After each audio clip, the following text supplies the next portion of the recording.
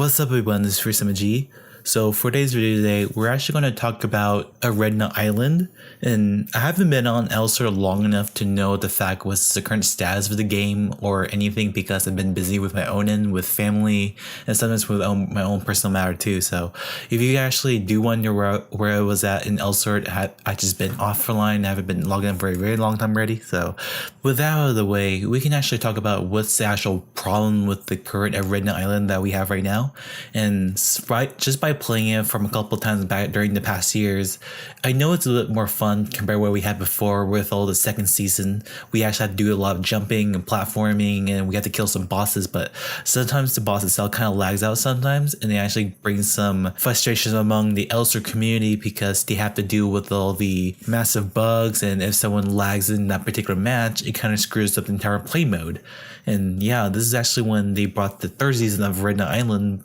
where you have to maintain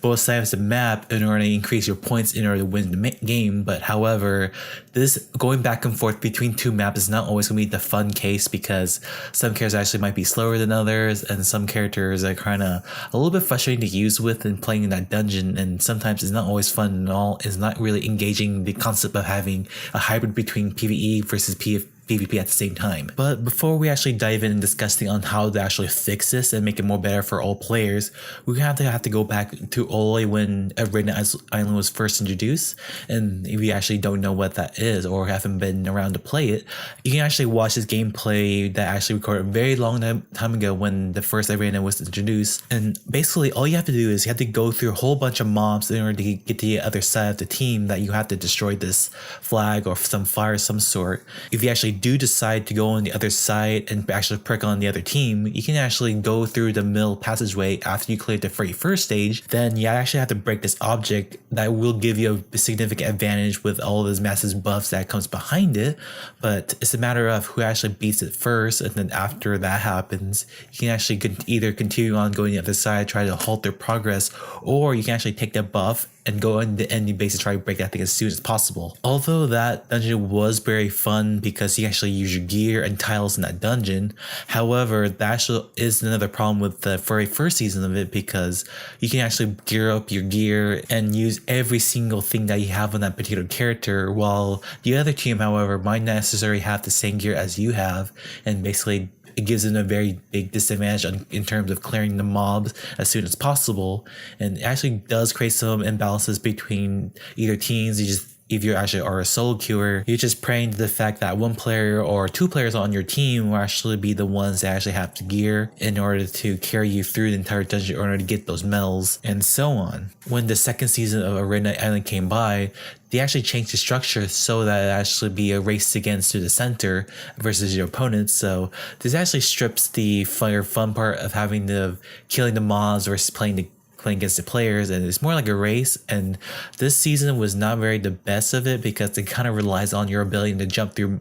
the platforms, and you have to kill through the bosses, but sometimes the boss kind of lags out and you can't ever kill it in the first place. And that actually did create a lot of unfairness between the teams because of that issue. And having what we have right now, which is season 3, they actually brought back the structure that you can kill other players, you can kill mobs, but in order to win the round, you actually have to control both zones of the map in order to gain points. But this is very hard because it can actually switch between both sides, and sometimes it's kind of frustrating that you can get pretty much nowhere if you have the same amount of points against your opponents, and it can get a little frustrating on how to get the other side, just in case you have to switch between sides, either protect it or reclaim that zone that you just lost against your opponent. It does get fun in a little while, but sort of by playing that all over and over again with the rewards, it's not actually equivalent to what we get compared to what we have right now with the new raid dungeon and with the accessories it comes with. It's actually a lot more broken than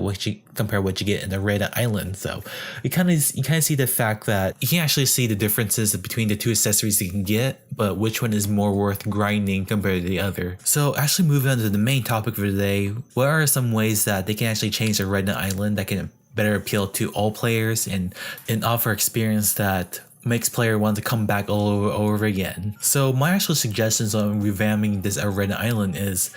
So instead of having to actually have to walk the other side, each team are actually designated into one area that you have to kill mobs in. But for each mob you defeated, either you have to pick up this item or you actually gain points. And this will actually go towards to summoning the final boss that you actually have to kill before the other team does. And either storing the points or actually dropping them off to this next destination, you actually stack up the scores in order to summon it. At the same time, you can actually summon a mob that actually summon a monster that actually temporarily holds their progress in order to gain more points, and you actually have to kill in order to gain more points along the process. And from time to time, there is a portal on their map that allows them to raid the other dungeons if they do ever do so. And if one player decides to jump the other side, they can actually kill the players that actually have the most points on their actual character themselves. And if they do kill them, they actually drop both those points immediately, and the person that actually is raiding, they have a certain amount of time they can raid before they actually have to be sent back to their own base. However, if the team were to kill this invader, they will actually gain additional points to their own selves to summon the final boss if they actually kill that person. So it actually brings some risk from both sides. Either you want to stay in your base, try to gather as much points as possible, or you actually want to invade the other team and someone sabotage their game point progress over time, but at the same time, you're actually putting a risk yourself of getting them additional points if they were to kill you. So when either side's actually get enough points to summon the final boss, this is actually when the real heat starts, because usually the boss has a lot of health and it takes team coordination in order to kill this boss as fast as possible. But another thing is though, the actual portal itself to raid the other plane is still available, but it actually does change the way how it works, because if an invading player invades the other base and they actually kill one of the players, this actually leads to the actual boss themselves they're trying to kill. Portion of their HP will actually be healed each one of their deaths by a certain percentage. So it actually does bring beyond the concept of either halting them by killing them and actually restore some of the boss HP, or you want to focus on all your firepower into the boss and try to kill as possible, and risking the same time that a player might invade your base and they might kill you and restore all their HP. So this idea is very heavily from Destiny 2, because I do like their idea. It kind of engages between playing PvE and actually at the same time playing into PvP, but not too much to the point that you can actually kill all your opponents if that were to happen. So hopefully you actually enjoyed this concept video of me revamping Ereda Island if I were to be given a chance.